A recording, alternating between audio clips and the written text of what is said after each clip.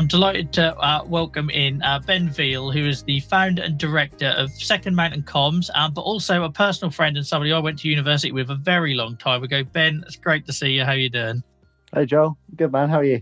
I'm well, thank you. I'm well. I have a voice again, so suddenly doing talk shows feels a lot easier. What are you doing being up till 1 o'clock in the morning? I know. I know. It's mad. And it's amazing. I think me and you were talking in the green room about like when you find something you're passionate about and how you'll go like above and beyond. It's just that is unfortunately what advocacy is. It makes me do things that aren't always what's in the best interest of my health. I'm trying to get better at that. But yeah, I suppose for anyone that, obviously we go back a very long way, and I'm sure that will be apparent as the conversation unfolds. But for anyone that's not familiar with yourself, do you want to maybe take this opportunity to give us a bit of an intro, talk about maybe the business? And I know obviously you've recently as well got into podcast side of things, and then we'll go from there. Yeah, sure. I mean, firstly, you and I go back to the point that we both had long hair. So that shows how long this relationship goes. And secondly... I couldn't grow facial hair. No. Look what's happened now. And secondly, just really glad to be here. I was very pleased to have you on my podcast last year, and it's lovely to be invited on here now. So thank you. I really appreciate it. So, very brief nutshell, I run a business called Second Mountain Comms, which specialises in helping not-for-profits and purpose-driven business owners through PR, content and marketing. I've worked in PR for 20 years now, set up my own agency 3 years ago during the 2020 lockdown, which we will no doubt talk about very soon. And I run a couple of podcasts, as Joel said. So one is called Good Journey Through Second Mountain, which is all about speaking with inspiring people and sharing the lessons they've learned along their journeys. And the other one is a real passion project, which I'm really enjoying, called Wrestling Life, which is all about putting the positive side on the world of professional wrestling, which is has been my passion since I was a young lad, really. So that's me in a nutshell. I love that. And yeah, I've been following the new one that's coming. Yeah, because as you say, obviously I was on yours. And you do amazing at that, by the way. You make me feel so bad and lazy. Like the effort you put into that with the clips and the PR. I appreciate it's your job. But like, I always feel like I'm always doing my guests a disservice because we do the interview and it goes really well. And then there's all the work that comes after that. And you're an absolute machine, Ben. So yeah, anyone that hasn't check that out, please do. And we'll do lots of plugs as well, guys, at the end of the interview for where you can find those things. And you'll find them in the show notes. There's a fundamental difference between you and I, which is I'm generally doing one or two of those a month. I'm not keeping the community going like you are here. So it's a lot easier when you are dealing with less quantity. I suppose, yeah. I'll eventually burn out, I'm sure. But yeah, thanks for sharing that. And like I say, we'll talk about where people can find those at the end of the show. But so obviously what brings you here, like we share lots of story about long-term health conditions, lots of physical conditions. We talk about things like pain and that sort of thing, and we don't talk nowhere near enough the mental health. We talk about mental health almost as a comorbidity or as a symptom of those physical conditions. So I really appreciate you coming on, especially as a man, and talking about what we're about to go through. But I suppose as maybe a start for 10, do you want to maybe set the scene for everything we're now about to talk about your mental health challenges, how they presented, if it's always been a thing and it just escalated, or if it was linked to a specific moment, and then maybe we'll dig deeper from there. Yes, I think being realistic, I think living with depression has probably been something I've always lived with. I think I was always pretty flat, certainly going through my teenage years. Lots of big life events that happened in my 20s. I didn't feel like I had maybe the same level of joy that other people do. You look around, you don't know what's in other people's heads, Steve, but I just felt like I wasn't maybe enjoying the world like some people do, and something was missing. It does run in my family, so I knew I had a history of quite significant depression in my family. But I think I did what so many of us do, especially as men. I didn't talk about it, and B, I filled my life with distraction. And I think in my mid-20s, social media properly came in, and I've just had years and years of being able to keep busy the whole time, keep away from my own thoughts. There's always someone you can speak to on Twitter, isn't there, or whatever, and there's always a way to kill 5 minutes rather than be in your own mind and with your own thoughts. But I was gradually struggling more and more and more. But my wife and I struggled for a long time with infertility, so we wanted nothing more than to have a child. And it took us a very, very long road to have our first child. And I think because it took so long, I think I already felt like I was missing out in the fact that lots of my friends had children 5, 6, 7, 8 years earlier. And so by the time I became a dad, I think I was already worn out from much of the idea of it, really. Um, Ironically, my biggest crash would come around about the time we were blessed to have a second child. We had gone down the route of adoption, thinking we wouldn't be able to have a second child. We'd been approved to adopt. And in the very same week we were approved to adopt, we then found out we were naturally pregnant, which a lot of people are like, oh, that's brilliant. That's brilliant. But the thing is, I mean, we've been trying to get naturally pregnant for 12 years by that point, and it just felt like a bit of a sick joke, really. It's like, oh, right. So after all that, after 2 years of, after 5 years of trying again for another child, and after 2 years of going through the pain and the emotion of the adoption process, we could just get pregnant, just like that, just like other people do. I think that was the point where I started spiraling. Well, in fact, I know that was. And throughout my second wife's pregnancy, I just don't think I was really there. I don't think I was there mentally. I was distracted myself with work, and I was getting increasingly irritable. That's when my insomnia, I think, first came in like 2018.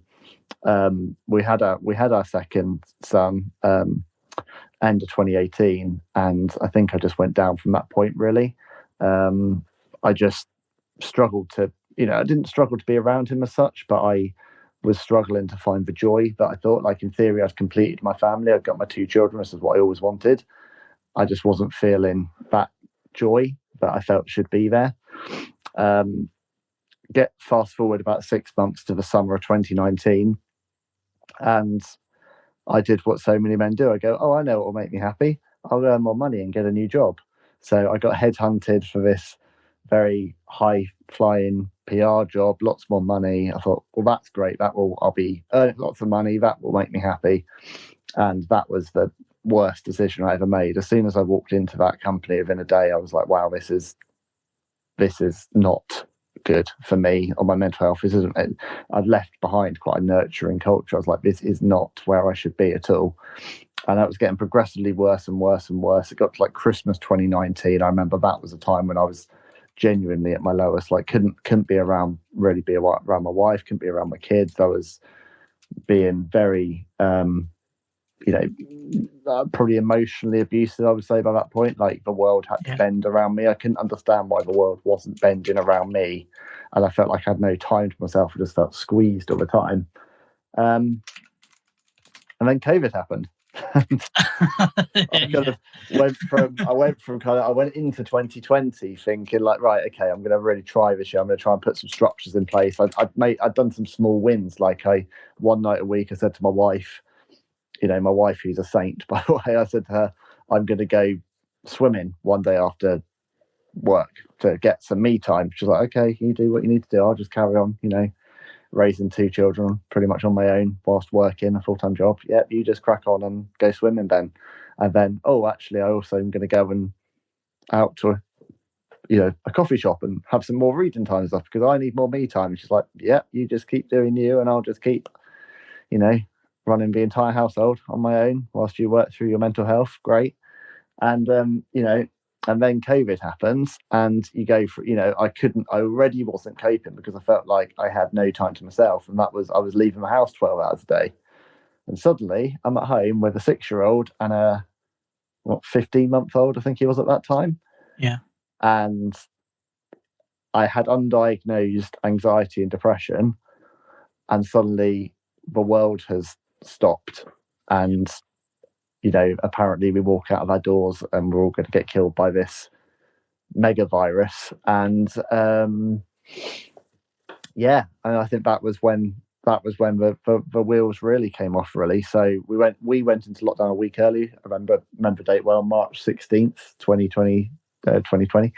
And I remember as a photo I've got where I went for a walk like 5 days into it's the first, when you could do those, like, you're allowed to do those little walks, and I went out and I took a selfie of myself, And I've got that photo, and I look at that often because it looks the same as me, but I can just see in my eyes are just dead to the world. There's just nothing there. And I just couldn't cope at all. And I was not sleeping. I was waking up at like 3 a.m. I was so overwhelmed, I couldn't even put structures in place with my wife. So I couldn't be like, okay, well, I'll communicate this to my boss. I will work this pocket of the day, you'll work this pocket. Compounded by the fact that my boss had said it's going to be business as usual, and if we were working 40 hours before, we're going to have to work 80 hours now to survive this pandemic, which I've never heard any worse advice in my life. But I was getting up in the middle of the night. I was starting work at like 3-4 a.m. just to try and keep on top of it, rather than doing what I should have done, which is said, I'm struggling, I need to be furloughed because I have 2 children and my wife's in the NHS, so just furlough me out of the business because that's why it's there. But anyway, got to April 15th, 2020.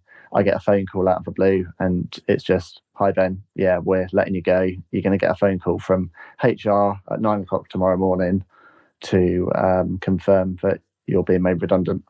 And Wow. that was when the wheels, properly started coming off. I think the wheels had already been coming off. But at that point, like, the one thing that had tethered me, which was my status, I'd reached this high level in a business, my status and my worth outside of the home was the validating thing. And suddenly overnight that was just gone. And thank you so much for sharing all that, because I realise there's a lot of layers here to what you're willingly sharing with us. And yes, and on behalf of everybody watching and who will watch and listen to this back later, I appreciate you giving us that insight, because I think it's important that people understand that other people feel like this too, especially when you talk about things like numb and sort of almost like chasing that dream, chasing happiness kind of thing. So before we move on to like that next stage, there was just a couple of points I made.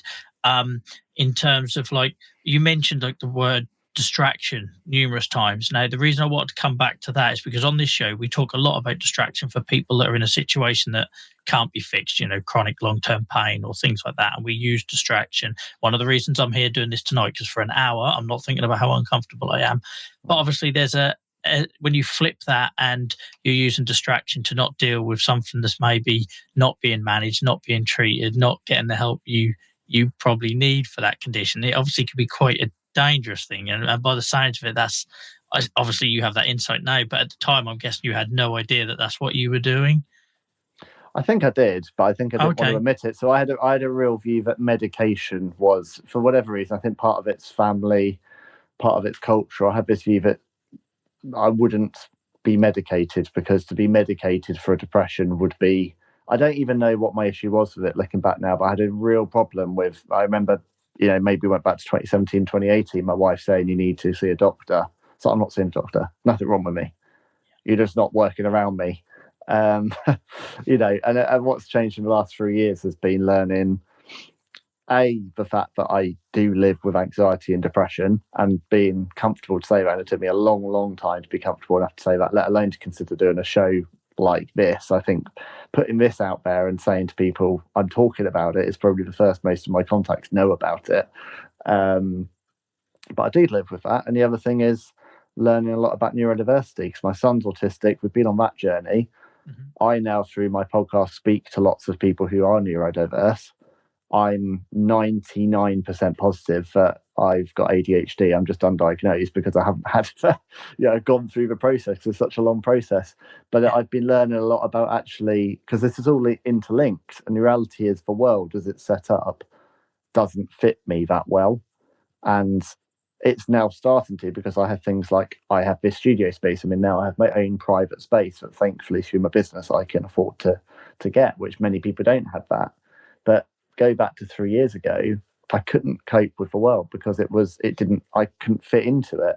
And I think there's so many people, hopefully some people who are kind of listening tonight that this resonates with, really, who, you just feel like you don't really understand where you fit in the world. And that was me. I just felt like everyone else seems to be okay, and why am I finding this so difficult? And in the last 3 years, I think I've come to realize most people aren't okay, actually.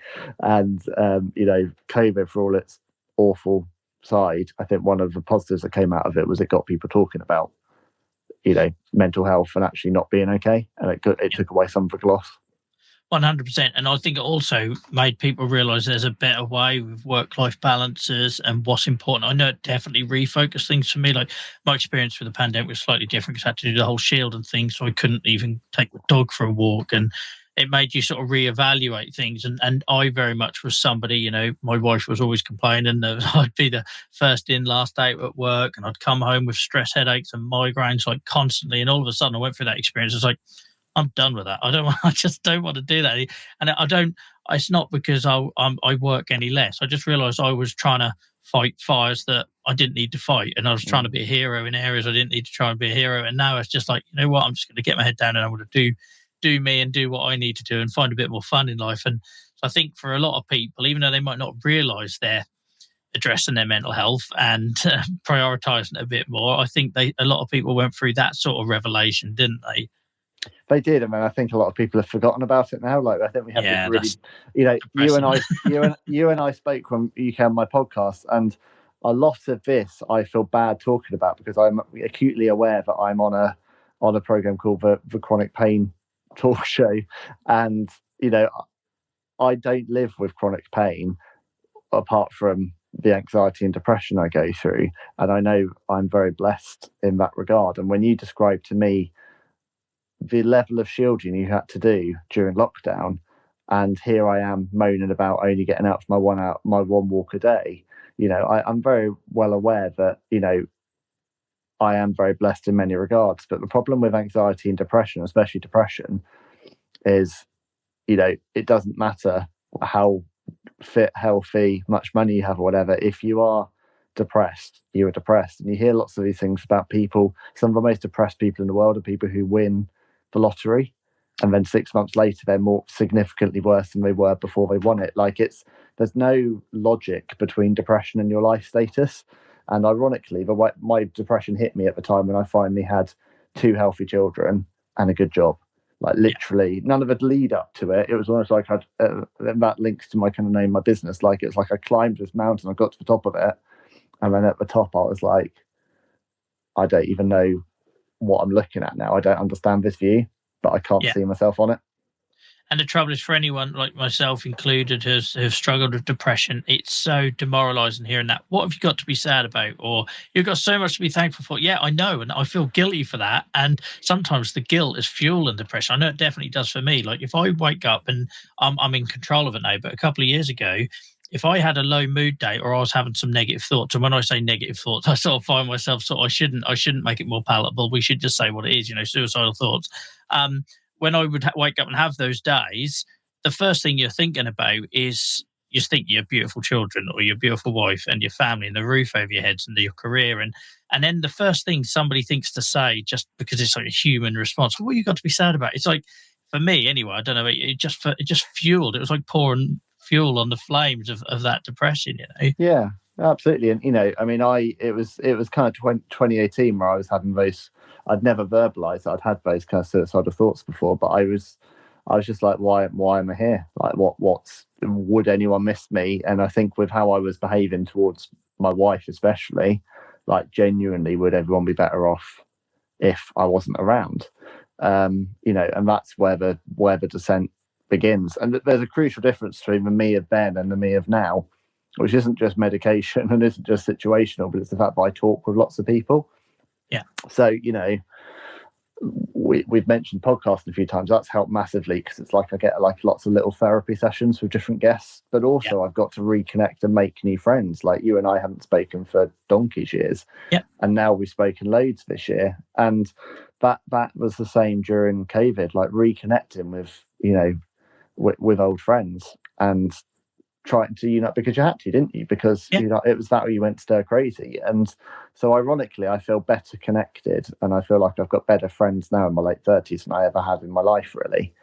But probably because also the tools work well for me. Like, WhatsApp works really well for me for the kind of communication, how I communicate with people and what I like. It's a really good tool for me, which it isn't for some people. So I think I've kind of learned a lot about who I am in the last few years, definitely. But I mean, also to say, We were going to have this show, I think, in May, or it was probably about June. I was going to come on as a guest. And then I lost my dad very suddenly in early June and had to say to you, I can't do this. I can't do this right now. I felt like I was in quite a good place the early part of this year. And the last 6 months, I feel like, I've used this phrase a few times already, the wheels have come off, but I felt like I've unraveled so much. And I'm in a process now, speaking now about trying to unpick exactly, what's next, really. And not what's next in a kind of extreme way, as I'm going to change what I do for a job or anything like that, but just trying to, I don't know, it's a reprioritization thing. I've never had any experience more grounding than, holding my dad's hand as he died, kind of thing, and just telling him, you did well, and I'm proud of you, and you're a good man. Things that I wish I'd said to him, years before.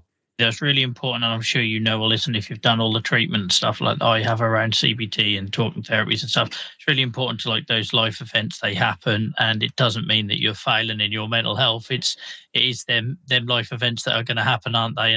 And I know I've definitely been there where things have happened at work or at home or whatever, and if I was like, you used the term, well, I would use wheels falling off, and then trying to remind myself how far I've come. Actually, one of our own viewers in chat, who they will know who they are, sent me a video that was a very good reminder of reminded me like how far I'd come, because you have like one, a bad episode, and obviously losing your dad is, horrendous and as bad as it gets. But I'm hoping you're finding ways through that. And I think you being on here tonight, Ben, just goes to show the strength. And just because I didn't get a chance early, because I didn't want to interrupt your flow, I think it's really important that as well that the whole reason that this show, or it's still got the title The Chronic Pain Club, but incorporates the whole mental health and that spectrum, is that there's far too many people out there that aren't considering that in the same sort of conversation as arthritis and the other topics that we maybe, we need to make that more the norm and that multidisciplinary approach. So your experiences are absolutely valid, regardless of what your pandemic looked like compared to mine. Thank you. I mean, the problem with depression and why you read all these statistics about, men of our age group being at the highest risk of suicide is you don't see any of it. So, like here I am, I've got this lovely office of, won lots of awards, from the outside in, because I'm very good at social media, because I've been doing it as a job for 15 years. I'm very good at curating a life. So, you do see the really good stuff generally. And, then you host podcasts. And obviously, like you're doing tonight, you go into presenter mode. It's a certain, you flick a switch because you are essentially this is a bit different, but when I'm creating a podcast, I'm creating content. So this is what people don't see is I finish a podcast, and then usually what I do is I spend about an hour with the lights off in my office, just really quietly just decompressing, because I find the whole thing of doing a podcast so emotionally overwhelming that I then have to have some time just calming down before I can do anything else. And it's the same. And that's what people don't see is, so people look at it and go, oh, you're a workhorse, like you were saying at the start, like you're a machine. It's like, no, I'm not. I'm trying to find my way in this world. I'm trying to find what good I can do in this world. And I think conversations, like your kind of thing here, conversation has changed lives. I think that's something I'm bringing into the world because I'm a good communicator. Doesn't mean I'm finding it easy, and I probably never will. But it's the old me would have like jumped from, I used to jump from one meeting to another meeting to another meeting to another meeting. It was always reactive. My PR job was always jump. And I never got to call the shots. So now my day is, I was talking about bending earlier, obviously my day is around my children. It's compressed, having 2 young kids and doing school run and stuff. But also I have a comfy chair here in the office. I sit and read a book for at least half an hour a day, regardless of how busy I am. That is no correlation between how much work I've got on, but I can't just work for 6 hours straight without that break. So I weave that into my morning. I usually do it as soon as I've done the drop off of school, because I find the whole thing pretty sensorily overwhelming. So I think that's what I just encourage people, anyone who is in a similar boat to me, is just try and find your pockets. Like, so I've heard some people have described it as like pockets of joy, but I don't even describe it as that. It's like they're like my pockets of calm. That's like my protected time, and that is I think that's the fundamental difference. And then of course medication, which I finally took in 2021. if you don't mind talking a little bit about that, because as somebody, because I think especially in this country of men, there was something you were explaining earlier. Sorry, that it was exactly like my experience, and I don't need medication. There's nothing wrong, And I went through that whole thing, and then when I did try medication, I had lots of bad experiences. Not because it wasn't right for me, just trying to find the right Mm. combination, and then I sort of ended up just stepping away and retracting from all of it and having to find a totally different route. So would you mind sharing a little bit about what that was like, the medication side of things? Yeah. So I launched my company in August 2020. So kind of went through lockdown, decided I'm going to launch my own business and this is going to be it. I'm going to go freelance. I'm going to do my own thing. I'm going to help good people do good and do all this kind of great altruistic stuff. And I rode a wave of that for about 9-10 months, like until about June 2021, where I was getting lots of social likes and engagement, all that kind of stuff. And then it just hit me that actually my life's not really. We were kind of coming out of the worst of the pandemic. I was like, what comes next? Like, okay, I work for myself now, but what am I essentially doing? I'm working in my bedroom. Is my balance any better? Not really. I haven't learnt anything. And I was worse in the summer of 2021 than I had been 18 months ago, really. Like, it's almost like I haven't learnt anything because the world was opening up again. I don't even know what it was, Joel, but it got to June of 2021 and my relationship with my wife hit our lowest ebb it had ever hit, resulting in us separating and me having to move out, which, so I left for family home for a while, did a best to kind of keep it from the kids and to pop in every day and stuff, but essentially was jumping from one place to another, just trying to kind of save my marriage, really. But I think it was in that time I saw a CBT. I started to get in CBT sessions whilst I was away and speaking to someone, and it took a CBT specialist who I'd never met before to say to do that test and go, yeah, you're chronically depressed and you've got chronic anxiety. You need to go and see a doctor quickly. And even though other people have been telling me that, it was like hearing it from her coupled with where I was like, yep, okay, I'll do something about it now. So I phoned up the doctor, and it is the easiest thing in the world to get medication, rightly or wrongly. I don't know. When it comes to depression, it felt like I was asked 2 questions, and suddenly I had a prescription for, for antidepressant drugs, which surprised me at how easy it was. Really, still surprises me, to be honest, how easy it is to maintain it. Probably that's where my love-hate relationship, the whole thing is. Like, actually, how long do you stay on medication for? I just still don't know that. But yeah. I got a medication, and I think I was lucky in that the first one is what I'm still on, which, from what I'm speaking with a lot of people, I think is quite surprising. I think I found the right one first. Yeah. But those first 3 weeks were awful, absolutely awful. And they coupled with me returning home. Like, I forced myself back into family home probably way before I should. I probably should have taken 3 months away minimum for us to start to have conversations. But I was, in my mind, I was like, the longer I'm away, the bigger chance that I'm never going to be able to save my marriage. So I kind of forced my way back in and started taking those drugs at the same time. And it was horrible. Like, all the insomnia came back. I felt sick all the time, awful headaches. And trying to catch up on a lot of work I've missed whilst I've been kind of essentially safer surfing as well for a few weeks. That was bad. But when the drugs took in, there I did feel, it's not like you feel an instant relief, but I felt like a little bit of clarity. Like, everything just felt like it had the edge ever so slightly taken off, and things that would have been unbearable before were bearable now. And that's probably how I describe the last 2 years, really. I wouldn't say I still, I'm this picture of positivity all the time, but I have more daily resilience to things that before would have tipped me over. And I don't know, it's chicken and egg, isn't it? I don't know how much of that is medication and how much of that is learned behavior, I don't know how much is for placebo effect versus for reality of the medication. What I do know is that I have a better ability to cope with more than I used to do 2 years ago. And as a result, my depressed days are further apart because I don't feel, very rarely now do I feel guilty about how I behave with other people. Or, I was horrible to that person. I was really rude to my wife. I was horrible to my kids. That used to eat me up. I don't generally have that anymore. I just have depressed days because I think I'm wired that way. And some days I wake up and it's a bad day and I don't want to see anyone and I don't want to engage with the world. But they're not, it used to be all the time I was self-critical of myself and be like, oh, you know, replaying back stuff you did before. And I don't have that as much anymore. Yeah, and that's exhausting as somebody that struggles with that a lot, like a constant worrier and always worrying about how things were perceived with things I did. It's exhausting. But I love the word you used, the word resilience, because it comes up a lot on this show. And one of the things I talk about in my personal experience is that, like, you know, I don't see that my depression has gone away, got better. I don't see that my pain has gone away or got better. Just my ability to cope with it has improved. My resilience has improved.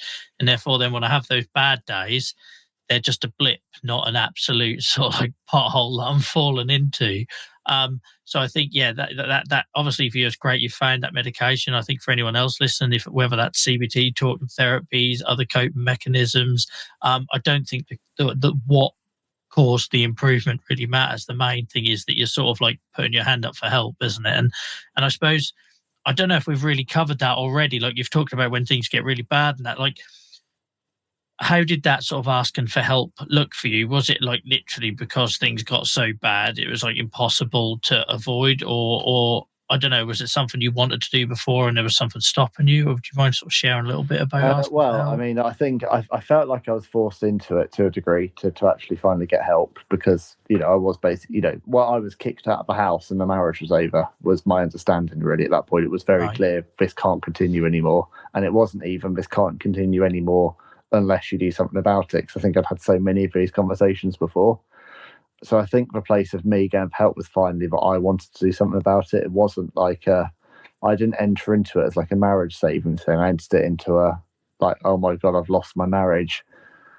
I really need to sort myself out kind of thing. Because I think I could very, it's a bit like that It's a Wonderful Life thing where you can kind of see his future playing out. Like I could see what my life was going to be now. If I was going to live on my own, see my kids once every 2 weeks at a weekend, if I was very lucky, start from scratch again.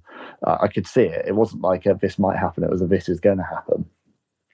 And yeah, so I think that was what tipped me over. Was I decided finally, and that's the advice I give to anyone who's in a similar situation: is no one can force you to do it. For years, people have been saying you needed to do this, and my response was, "No way! I'm never going to be on medication."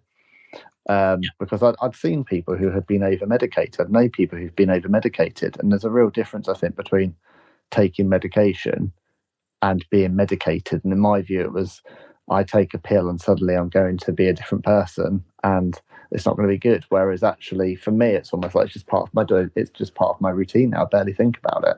I think about it when it comes to annual reviews for it, because I don't know. Do I want to be on antidepressant medication for the rest of my life? I mean, I don't know. Maybe I do.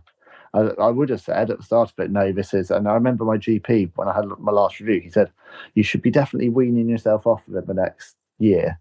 And I said to him, "Well, my dad's just died, so I'm probably not going to be doing anything like that Yeah. anytime soon." But I don't know. Maybe yeah. The ideal thing is yes, I find all these mechanisms, so I don't need it anymore. But I'm terrified of going back to that world because ultimately I just want to be a good husband and a good father and good friend. And I feel like I lost a lot of my time with my dad towards the end because I was so focused on sorting my own stuff out, and I can't Yeah. do anything about that now. It's done. I don't want to lose time with other people because I just don't want to be constantly in a thing where I'm always trying to get myself better. Like, I'm just Mhm. so exhausted of telling, I wanted to come and tell this story with you, but I'm so exhausted of telling this story. Like I'm just tired of. I'm happy to say I've got anxiety, I've got depression, and I'm happy to have conversation with people because I want it to help other people. But I don't have any answers. I'm literally just trying to make it through today, tomorrow, this week, this month. Yeah. And I think that is the thing when you're living with any kind of, chronic pain, mental health thing is you're never going to be better. But then is anyone who is who is 100% healthy? It's just, again, just breaking down that stigma of actually everyone, every A-list celebrity you see on Instagram looking amazing, their perfect life, has got stuff going on and things they're unhappy with, and just accepting none of us are happy with that lot. We're all just trying to make the best of it, aren't we? Yeah, and that stigma point, I thought when you said about that medication, I thought to myself, that's just stigma in a nutshell, because nobody comments on me being on anti-rheumatic drugs for my entire life. I've been on them since I was 12 years old, and I'll be on them until the day I die. And nobody has an issue with that. Nobody's trying to talk me off them or anything, because they know that manages the physical aspect of my disease.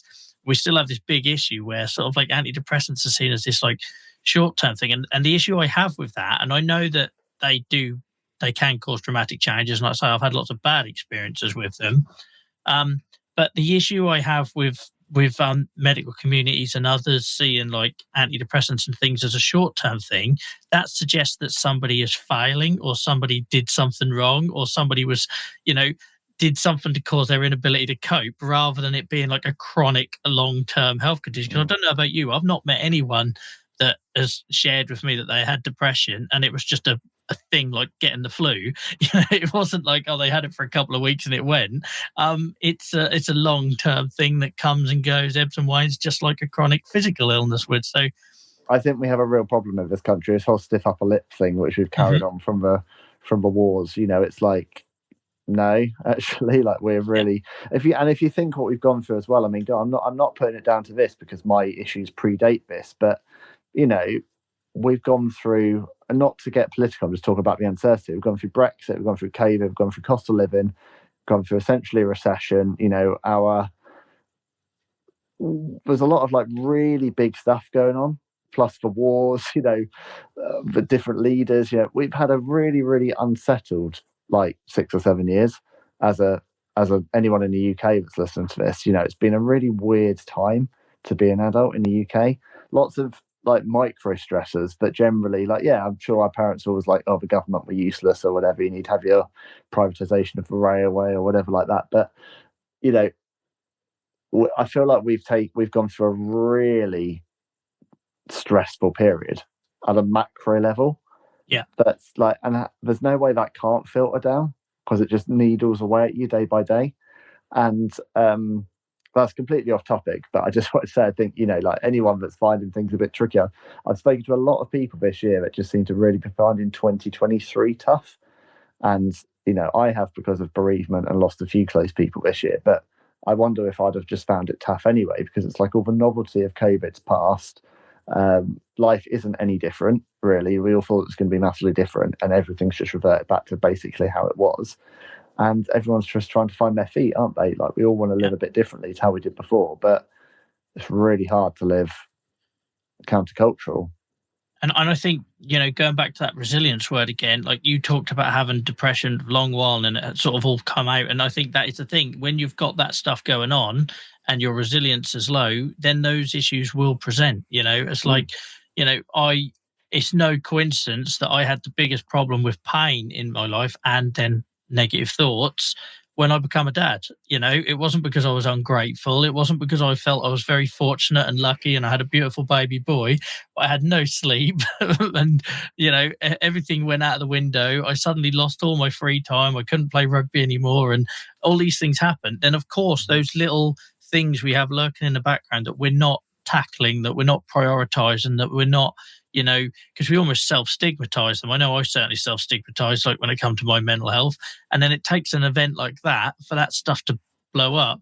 So I think, it comes back to resilience, doesn't it? Where something like a condition like depression or anxiety, unless, like I say, if I haven't made that clear already in the conversation tonight, anyone listening to this, like, start thinking about them as long-term health conditions, chronic conditions, not flash in the pans. Like, that resilience goes, they suddenly become a major impacting thing on your life, don't they? And then impossible to ignore.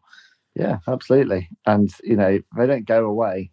You just learn to manage them, I think, is what I'm saying. The other thing that's been quite powerful about the journey I've been on is that I think it's helped with my relationship with my son, who, had his autism diagnosis 2 years ago. And we talk a lot. I think I talked to him about having anxiety. And I think that he's found that quite helpful, because he understands that, I don't think he's seeing a dad figure who's got it all figured out. He's seeing someone who's trying his best. But I often say to my son, I say, I'm feeling a bit overwhelmed today. I'm just going to pop off and go on the exercise bike, or I'm feeling a bit overwhelmed. I'm just going to go out for a walk, because actually I want him to see that, I don't have all the answers, and that just because he's not suddenly going to figure this all out when he turns into an adult. He's got to learn some coping strategies now, or try to help him into his adult life. And hopefully that some of the learnings I've had in the last 5 years will help him on his journey to find a bit more peace in his life. Things like what I've described, the things I do to cope when I'm overwhelmed, are things that hopefully he can weave in, or things like that anyway. Yeah, 100%. Like literally the one thing where I'll judge myself so far, if my son grows up to be another man, particularly in this country, feels like they can't put their hand up and say when they're struggling, and I've kind of failed as a dad. I think that for me, I want him to know he can ask for help. I want him to know he can say when he's sad, and at the minute he's telling me every day, which is heartbreaking when toddlers are doing that thing. But like I say, I think it's really important, and know that just like you coming on, I think it's been really refreshing. We have a lot of people who will come on, they will tell their journey, their experience, and then that'll be all like unicorns, rainbows, and that's great. We need the inspirational stuff, and we want to see how people can have a life with their long-term health condition. I think what's been really refreshing, Ben, not only just your ridiculously candid, raw honesty and everything that you've shared, but the fact that you've mentioned things you're still figuring out and going day by day and having setbacks, and I think that's such an important thing when we have these conversations, that people know that we're human beings. We're going to fail sometimes, and life is shit, and every now and then it's okay to have a wobble, and yeah, I just, on behalf of the community, I really want to thank you for sharing that side of it, not just the whole this happened and now I'm brilliant kind of thing, so thank you. And also one thing I would say, like I mentioned about podcasting, one of the things that's been very magical over the last year, some of the best people I've got to interview over the last year, including you, it started on a connection of things they're struggling with in life. So whether it's been a health scare, or it's been bereavement, or it's been mental health stuff, like I've interviewed some amazing people, and people I've looked up to on the TV for years, and I've then connected with them over the raw challenges of life, and then had lovely conversations.